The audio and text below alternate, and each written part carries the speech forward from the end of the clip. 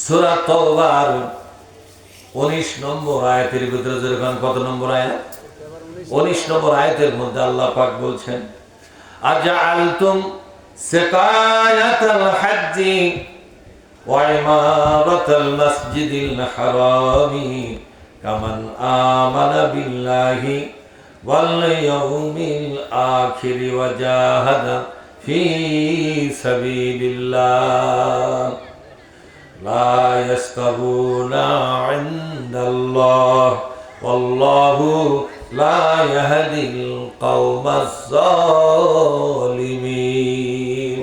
আল্লাহু আকবার। আল্লাহ বলছেন তোমরা কি মনে করেছো নাকি কাবা শরীফের খাদেম হবে, হাজীদেরকে পানি পান করাবে? খাদেমে কাবা তাদের মর্যাদা কম না বেশি? কাবার যিনি ইমাম তাকে বলা হয় কাবার খাদেম। কি বলা হয় ইমামকে? কাবার। কাবা শরীফের যারা ইমামতি করে তারা হলো কাবার খাদেম। কাবা শরীফের মত যিনি করে তারা হলো কাবার খাদেম। আর অসংখ্য খাদেম আছে কাবা ঘরের, কাবা শরীফের। আল্লাহ পাক বলছেন কাবা শরীফের খেদমত করবে। আর যারা বছরে বছরে হজ করতে যায় হাজীদেরকে তোমরা পানি পান করাবে। এই কাজটা কত বড় হতে পারে? আমরা যদি চিন্তা করি তাহলে আমাদের বাংলাদেশের মুসলমানরা এ কথাই বলবে কাবা শরীফের খাদেমের মর্যাদা সকলের চাইতে বেশি। তাই বলবে না? কাবার ইমাম যদি বাংলাদেশে একবার আসে, কাবা শরীফের ইমাম যদি বাংলাদেশে আসে, সব মুসলমান কাজ কাম বাদে দেখতে যাবে না? তাকে সবচেয়ে বেশি সম্মান দেবে কিনা? তাই কর, সবচেয়ে বেশি সম্মান দিবে। কেন দিবে? যে আমাদের সকলের চাইতে তার সম্মান আর মর্যাদা বেশি। ঠিক না? কিন্তু কোরআন কি বলতেছে? কোরআন বলতেছে কাবা শরীফের খেদমত করার মধ্যে যে সম্মান আছে, যে মর্যাদা আছে, আর হাজীদেরকে পানি পান করানো, খাবার দেওয়া, আশ্রয় দেওয়া, প্রশ্রয় দেওয়া, হাজীদের রক্ষণাবেক্ষণ করা হজ করার সময়। কোন সময়? হজ করার সময় হাজীদেরকে রক্ষণাবেক্ষণ করা, খাবার দেওয়া, আশ্রয় দেওয়া, কাবা শরীফের খেদমত করা, এগুলো অত্যন্ত মর্যাদাবান। তার চাইতে আরো বড় সম্মানের কাজ এই দুনিয়াতে আল্লাহ করে দিয়েছেন। ধরে বলুন সুবহানাল্লাহ। কাবা ঘরের খেদমতের যে সম্মান, তার চাইতে আরো বড় সম্মানের কাজ আল্লাহ মানুষকে বলে দিয়েছেন। তোমরা যদি সেই কাজটা করো, কাবা ঘরের খেদমত করলে যে সম্মান পাওয়া যায় তার চাইতে বেশি সম্মান পাওয়া যাবে। সেই কাজ করার জন্য এই দেশ থেকে অন্য দেশে যাওয়া লাগবে না, গ্রাম ছাড়া লাগবে না, এলাকা ছাড়া লাগবে না, বরং যে যেখানে আছে সেখান থেকেই এই কাজটা করতে পারবে। জোরে বলুন সুবহানাল্লাহ। শুনবেন সেই কাজ? আল্লাহ বলছেন তোমরা যারা কাবা ঘরের খাদেম, তোমরা যারা হাজীদেরকে পানি পান করাও, খাবার দাও, আশ্রয় দাও, কাবার ইমামতি করো, কাবা ঘরের মসজিদে করো, তোমাদের চাইতে আরো বেশি সম্মানের কাজ আমি আল্লাহ দিয়েছি। তোমাদের চাইতে আরো বেশি মর্যাদার কাজ আমি আল্লাহ কোরআনে বলে দিয়েছি। ওই কাজটার চাইতে এই পৃথিবীতে আর কোনো বড় সম্মানের কাজ নাই। শুনবেন সেই কাজ? ঘর থেকেই করা যাবে, বাড়ি থেকেই করা যাবে। আল্লাহ বলছেন কামান আমানা বিল্লাহি ওয়াল ইয়াউমিল আখির। ওই কাজটা শুরু হয় আল্লাহর প্রতি ঈমান আগে আনতে হবে। কার প্রতি? আল্লাহর প্রতি ঈমান আনা লাগবে, 1 নম্বর। 2 নম্বর হলো ওয়াল ইয়াউমিল আখির, পরকালের প্রতি ঈমান আনতে হবে। আল্লাহর প্রতি ঈমান আনার মানে কি? আল্লাহর নামের প্রতি ঈমান আনতে হবে। আল্লাহ আমাদের রব, আল্লাহ আমাদের মালিক, আল্লাহ আমাদের ইলাহা, আল্লাহ আমাদের বাদশা। কথা ঠিক না বেঠি? আল্লাহ প্রতি ঈমান আনা মানে কি? কুল আউযু বিরাব্বিন নাস, বলে কুল আউযু বিরাব্বিন নাস, কুল আউযু বিরাব্বিন নাস। হে নবী আপনি ঘোষণা দিন। নবী ঘোষণা দিয়ে গেছে, এখন ঘোষণা দেওয়ার দায়িত্ব কার? আমাদের। হে নবী আপনি ঘোষণা দিন। নবী তো ঘোষণা দিয়ে গেছে, এখন ঘোষণা দেওয়ার দায়িত্ব কার? আমাদের। ঠিক না? ঠিক। এবার ঘোষণা দেওয়ার দায়িত্ব আমাদের। আমরা যারা আল্লাহর প্রতি ঈমান এনেছি, ঈমানের প্রমাণ হলো ঘোষণা দাও, বলে দাও আউযু বিরাব্বিন নাস, আমি আল্লাহ, যে আল্লাহকে রব বলে ডাকা হয়, কি বলে ডাকা হয়? আল্লাহ যে রব, ওই রবের আশ্রয়ে নিজেকে সবর্দ করলাম। আউযু মানে কি? আশ্রয় নিলাম, সবর্দ করলাম। আমি আমার নিজেকে, আল্লাহ যে রব নামে আমরা ডাকি, ওই রবের কাছে নিজেকে পেশ করলাম, সপর্দ করলাম। তার মানে হলো আমি নিজেকে আজ থেকে আল্লাহর নিজস্ব লোক হিসাবে ঘোষণা করলাম।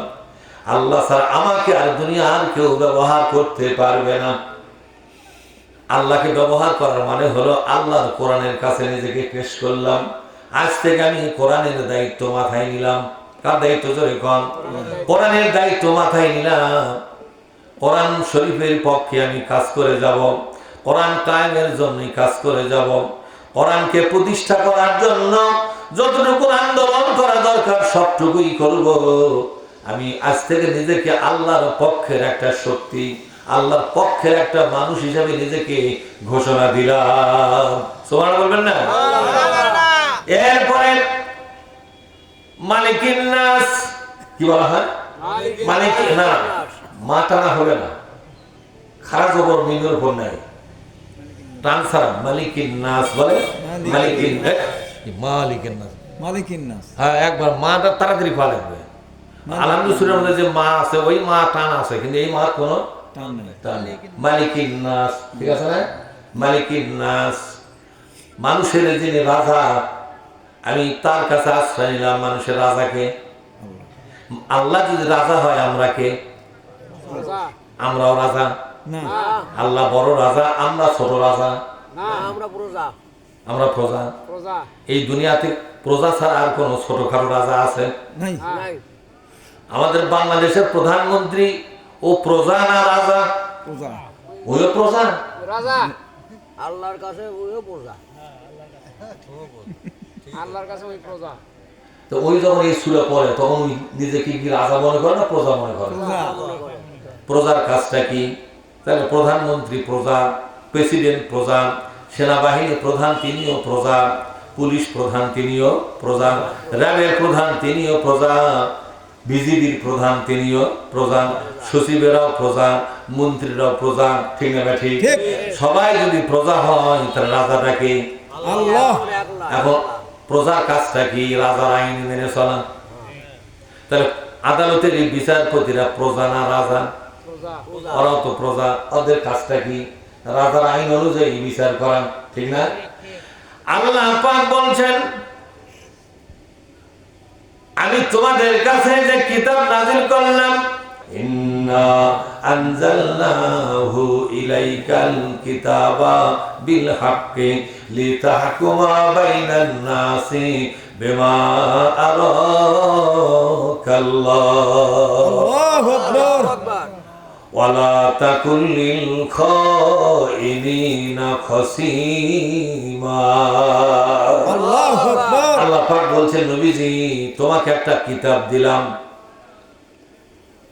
কে বলছেন? আল্লাহ। কাকে বলছেন? নবীকে। ওগো নবীজি, আমি তোমাকে একটা কিতাব দিলাম, আমি নিজে নাযিল করলাম একটা কিতাব, ওই কিতাবটা আমি তোমার হাতে দিয়ে দিলাম। ইলাইকা, ইলাইকা মানে তোমার নিকটে, তোমার কাছে। নবীজি তোমার হাতে একটা কিতাব আমি দিয়ে দিলাম। এই কিতাব দিয়ে তুমি কি করবে? লিতাহকুমা বাইনান নাস, বলে লিতাহকুমা বাইনান নাসি, মানুষের মধ্যে এই কিতাব দিয়া তুমি শাসন ব্যবস্থা চালু করবে। তাহলে এই দেশের জনগণকে কোন কিতাব দিয়ে শাসন করবে? সে কথা কে বলে দিলেন? আল্লাহ। অনেক লোক যে বলে কোরআনের মধ্যে কোন রাজনীতির কথা নাই, দেশ শাসনের কথা নাই, কথাটা সত্য না মিথ্যা? মিথ্যা। এ কথা তো মিথ্যা কথা, একদম মিথ্যা। এই কথা যারা বলে, আল্লাহর কোরআনের আয়াতগুলোকে তারা অস্বীকার করেছে। আল্লাহর কোরআনের আয়াতগুলোকে অস্বীকার করার কারণে তারা কাফের হয়ে গেছে। নাউযুবিল্লাহ। কি হয়ে গেছে? কাফের হয়ে গেছে। কি রকম কাফের? উলাইকা, ওই সমস্ত লোকেরা, উল কাফিরুনা হাক্কান, এরা হলো হক্কানি কাফের। কি কাফের? হক্কানি। এরা হলো হক্কানি কাফের। কেন বলল কোরআনে কোনো রাজনীতি নাই? আল্লাহ নিজেই বলেছে, নবীজি আমি আপনার কাছে আমার পক্ষ থেকে একটা কিতাব নাজিল করে আপনার হাতে দিলাম। সুবহানাল্লাহ বলবেন না? সুবহানাল্লাহ। কার হাতে দিল? নবীর বিশ্ব নবীর হাতে দিয়ে বললেন বিল হাক্কি, এর সত্য সহকারে দিলাম। লিতাহকুমা বাইনান নাস, এই কিতাব দিয়ে আপনি জনগণের মধ্যে বিচার ফায়সালা করবেন, দেশ শাসন করবেন, দেশের জনগণকে শাসন করবে। আপনি আমার কিতাব দিয়ে জোরে বলুন সুবহানাল্লাহ। সুবহানাল্লাহ। বিমা আরাকাল্লাহ, আল্লাহ যেভাবে আপনাকে দেখাছেন ঠিক সেইভাবে আপনি চালাবেন। তাহলে আল্লাহ নবীকে আল্লাহ ভিন্নভাবে একদিন দেখাছিলেন। কখন? বিশ্ব নবী যখন মেরাজে গিয়েছিলেন, কিভাবে দেশ শাসন করা লাগে, কিভাবে আল্লাহর কোরআনের বিধানগুলোকে কার্যকর করা যায়, জারি করা যায়, পুরো প্রশাসনিক ট্রেনিং আল্লাহ পাক তাকে দিয়েছিলেন। সুবহানাল্লাহ। প্রশিক্ষণ মিরাজে শুধু দেখাই নাই, বরং আল্লাহ তাআলা একটা রাষ্ট্র চালাবার পুরো প্রশিক্ষণ তাকে দিয়েছিলেন। সুবহানাল্লাহ। এই কথাটাই আল্লাহ বলেছেন বিমা, বলেন বিমা আরাকাল্লাহ, আল্লাহ আপনাকে যেভাবে দেখালেন ঠিক সেইভাবে শাসন করবেন। তাহলে এই কোন জায়গায় দেখাচ্ছে সেটা? নিশ্চয় মেরাজে, তাই বোঝা যাচ্ছে না? নিশ্চয় মেরাজে আল্লাহ রাব্বুল আলামিন বিশ্ব নবীকে একটা দেশ কিভাবে শাসন করা লাগে, বিচার করা কেমনে লাগে, পরিচালনা কেমনে করা লাগে, কিভাবে অর্থনীতি চলবে আল্লাহ দেখায় দিছে, কিভাবে রাজনীতি পরিচালনা করা লাগে এটা আল্লাহ দেখায় দিছে। আল্লাহ নবী যখন মেরাজে গিয়েছিলেন, সেই সময় আল্লাহ রাব্বুল আলামিন বিশ্ব নবীকে একটা জাতি পরিচালনা করার জন্য, রাষ্ট্রপ্রধানের দায়িত্ব পালন করার জন্য যতটুকুন বিদ্যা দরকার, যতটুকুন প্রশিক্ষণ দরকার, যতটুকুন শিক্ষা প্রশিক্ষণ দরকার, সবটাকে আল্লাহ পাক দেখায় দিয়ে বললেন নবী যাও। এরপরে দুনিয়াতে নবী যখন আসলেন, আয়াতটা নাজিল হয়ে গেল, জোরে বলুন সুবহানাল্লাহ। আয়াতটা নাজিল হয়ে গেল মদিনাতে। আল্লাহ পাক বলেন নবীজি আপনাকে আমি যেভাবে দেখালাম ঠিক সেইভাবে করে আপনি দেশ শাসন করবেন। সুবহানাল্লাহ বলবেন না?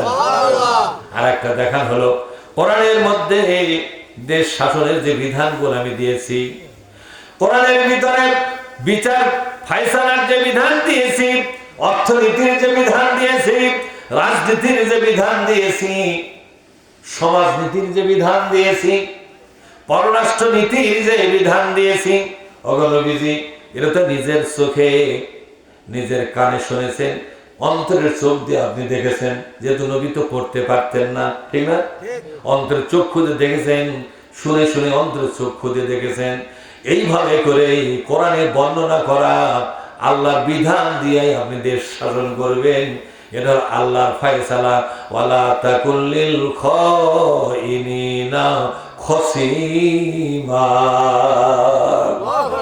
খবরদার খবরদার, ইসলামী রাজনীতিকে স্বীকার করে না যারা, ইসলামী শরীয়তের ব্যবস্থাকে বিশ্বাস করে না যারা, ইসলামী অর্থনীতি, ইসলামী সমাজনীতি, ইসলামী শাসন ব্যবস্থাকে যারা বিশ্বাস করে না, এগুলো নিয়ে যারা ঝগড়াঝাটি করে, এতে এই সমস্ত লোকদের কথার সাথে কোনো গুরুত্ব দেবেন না। ড্যাম কেয়ার, কি কেয়ার? ড্যাম কেয়ার, ওগুলোকে কোনো গুরুত্ব দেওয়ার দরকার নাই, ওগুলোর সঙ্গে ঝগড়াঝাটি করার কোনো দরকার নাই। আপনি আপনার পথে কাজ করে যান। ওই সমস্ত লোকেরা আপনাকে ঝগড়ার মধ্যে ব্যস্ত রাখতে চায়। ওই সমস্ত বাজে লোকেরা, ওই সমস্ত নোংরা লোকেরা, কি লোকেরা? কি লোকেরা? জোরে বল না, কি লোকেরা? নোংরা, ভোমরা লয়, নোংরা। কই কুমড়া কয় কি পারে, ব্যাকুল যাবার দেখালো রে। এই সমস্ত নোংরা লোকেরা এরা মাঝে মধ্যে বলবে এই রাজনীতি যুক্ত ইসলাম আমরা মানি না, ইসলাম হলো পবিত্র জিনিস, জুমার ঘরের মধ্যে থাকবে, বলে কি বলে না? এগুলা কেন সংসদে আসবে, এগুলা দিয়া কেন দেশ শাসন করা লাগবে? নানা ধরনের উল্টাপাল্টা কথা বলে আপনাকে বিতর্ক করে করে আপনার সময়গুলো তারা কি করবে? নষ্ট করে দিবে। আপনি আসল কাজ করতেই পারবেন না। ওই সমস্ত ঝগড়া কেন, ওই সমস্ত তর্ক বাগিস মার্কা লোকদের সাথে ঝগড়াই লিপ্ত হবেন না। ঝগড়াঝাটি করা লোকগুলোকে বাদ দিয়া ভালো লোকদের কাছে যাতায়াত করুন। ভালো লোকদের ভিতরেই এমনিতে আল্লাহর পক্ষ থেকে কিছু লোক কবুল হয়ে যাবে। ওই ঝগড়াটা লোকের সাথে আপনার সময় দেওয়ার দরকার। তাই আল্লাহ কি বলছেন দেখছেন? ওয়ালা বলেন ওয়ালা তাকুল্লিল খাইনিনা খসিমা। খবর এই সমস্ত খাসিম মানে কি? এই ঝগড়াঝাটি করা লোক, এই সমস্ত লোকদের সাথে আপনি সময় দিবেন না। এরা হলো নোংরা লোক। কি লোক? জোরে কর। প্রত্যেকটা চাষ চলে বিকেল বেলা করে দেখবেন একদল লোক মনে হয় রাজনীতির মহাপণ্ডিত হয়ে বসে। বুঝেননি? এরা রাজনীতির ঝগড়া করার জন্য আসর পেটা বসে থাকে। যে ইসলাম আন্দোলনের দুই একটা লোক পালি তার সাথে মনে করেন কমর গামছা বান্ধে লেগে পড়ে। ঠিক আছে? যারা কোরআন কায়েম করতেছে তারা না জানি কত বড় ভুল করতেছে সেটা প্রমাণ করার চেষ্টা করে। মানে এমন ভাবে ঝগড়া করে বিড়ি টানতেছে আর বলতেছে ইসলাম নিয়ে রাজনীতি করা কত বড় যে নোংরা কাজ। মারতেছে টান। বিড়ি খাওয়া নোংরা কাজ নয়, কোরআন কায়েম করা নোংরা কাজ। নাউযুবিল্লাহ পাঠ করা। আর কথা বলেননি? মহাপণ্ডিত এর গেলে পেটর যদি মাটির পারলে 22টা ভাঙেন আয়াতুল কুরসির তরজমা বার হবে না। যেরকম হবে এরা আবার ইসলামের নামে ফতোয়া দেয়। ঠিক আছে? ভাইরা আমার, এরা আবার কিছু মৌলবীর প্রশংসা করে করে কিনা যেরকম এরা আবার কিছু মৌলবীর প্রশংসা করে বলে দেখো দেখো ওই মসজিদের ইমাম কোন রাজনীতি করে না, কত বড় আল্লাহওয়ালা। ঠিক। ওই মাদ্রাসার হুজুর রাজনীতি করে না, কোরআনের পার্টি করে না, কত বড় আল্লাহওয়ালা। এই পার্টি করে কারা? যারা খারাপ লোক। এটা প্রমাণ করার চেষ্টা করে। আল্লাহ তাআলা বলেন নবীজি এই সমাজে একদল ঝগড়াটা তৈরি হবে। ঝগড়ার মূল কারণ হলো রাজনীতির ময়দান তোমার হাতে তারা আসতে দিতে চায় না। রাজনীতির ময়দান কোনা যদি মৌলবীর হাতে চলে যায় এই মোসারমিয়াদের কামাই কাজ বন্ধ হয়ে যাবে। মোসারমিয়া ছিলেন না? যারা টেন্ডারবাজি করে, চাঁদাবাজি করে, ভ্যানের স্ট্যান্ড দখল করে সেখানে চাঁদা তুলে খায়, টেম্পু স্ট্যান্ড দখল করে যারা চাঁদা তুলে খায়, থানার গোয়েন্দাগিরি করে, কোর্ট কাছারির গোয়েন্দাগিরি করে, গ্রামে গ্রামে মানুষে মানুষে কাজে গন্ডগোল লাগা দিয়া দুই পক্ষ থেকে টেকা তুলে তারা মজা মেরে সংসার করে খায়। এরকম লোক আছে না নাই? জোরে হাট বাজারে ঘুরে বেড়ায় আর কেস খুঁজে বেড়ায়। শুয়ার যেমন কচু খোঁজে এই লোকগুলো তেমন কাজিয়া খোঁজে। দুই লোকের মধ্যে, দুই পরিবারের মধ্যে, দুই গ্রামের মধ্যে কাজে লাগলেই এদের লাভ। এরাই দুই গ্রুপ হয়। বাজার বসতে তুই তিনজন ওই গ্রুপ যা, আমরা উঠে যাচ্ছি। দুই গ্রুপ দুই দলের কাছে গিয়ে এমন ভাবে তালমি মারা শুরু করে, দুই দলকে কবজার মধ্যে নিয়ে গাই দোয়ান শুরু করে। কথা বোঝেননি? এরা চিন্তা করে এই রাজনীতির ময়দান কোন হাতত আছে বলে আমরা কামাই করে বিনা পয়সার ব্যবসা, বিনা পুঁজির ব্যবসা, খালি চাপাবাজি থাকলেই হলো। চাপাবাজি করে আমরা ঠিক মতো কামাই করে খাচ্ছি। কিন্তু এই ময়দানটা যদি রাষ্ট্রীয় ক্ষমতা, রাজনীতির ময়দান, রাষ্ট্রীয় ক্ষমতা, ক্ষমতার চেয়ার গুলো যদি হুজুর মার্কা লোকদের হাতে চলে যায় তাহলে আমাদের সমস্ত আয় ইনকামের দরজা কি হবে? বন্ধ হবে। ভ্যান চালে খাওয়া লাগবে, কামলা দিয়ে খাওয়া লাগবে। ঠিক না? ওরা রাজনীতি করে পেটের আশায়, পকেট ভরার আশায়, টাকা জমা করার আশায়, মানুষের জীবন ও মালকে জিম্মি করে তারা এই রাজনীতির ময়দানে টিকে আছেন। এর একটা সমাপ্তি হওয়া দরকার। গোটা সৌদি ভূখণ্ডে এমন একটা অরাজকতা ছিল, এমন একটা অশান্তি বিপর্যয় ছিল। বিশ্বনবী ইসলাম রাষ্ট্র কায়েমের জন্য যখন হাত বাড়াইয়া দিয়েছেন, সাথে সাথে ভিন্ন রাজনীতির লোকেরা উঠে করে ঝগড়াই লেগে গেল। আল্লাহ পাক বলছেন নবীজি ঝগড়া কিন্তু তোমার সাথেও হবে। ঝগড়া কিন্তু তোমার সাথে হবে। এমন কোন জন সমাবেশ থাকবে না, এমন কোন জনসমাগম থাকবে না, এমন কোন হাট বাজার লোকালয় থাকবে না যেখানে তোমার বিরুদ্ধে কথা হবে না, তোমার বিরুদ্ধে কথা হতেই থাকবে। ওই সমস্ত নোংরা লোকদের কথার কোনো জবাব দেওয়ার দরকার নাই। নোংরা লোকদের ওদেরকে বর্জন করো নবী। আল্লাহু আকবার। ওয়ারিদ আনিল জাহিলিন।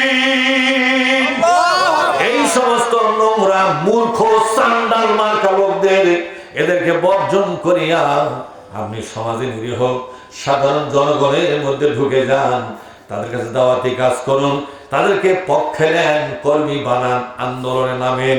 আমি আল্লাহ তাআলা আপনার ছোট দল হলো আমি আমার সাহায্য দিয়া আপনার হাতে বিজয় দিব। সুতরাং আপনি ঝগড়া তো হবেন না। কোরআন দিয়েছি রাষ্ট্র শাসন করার জন্য, বলবেন না।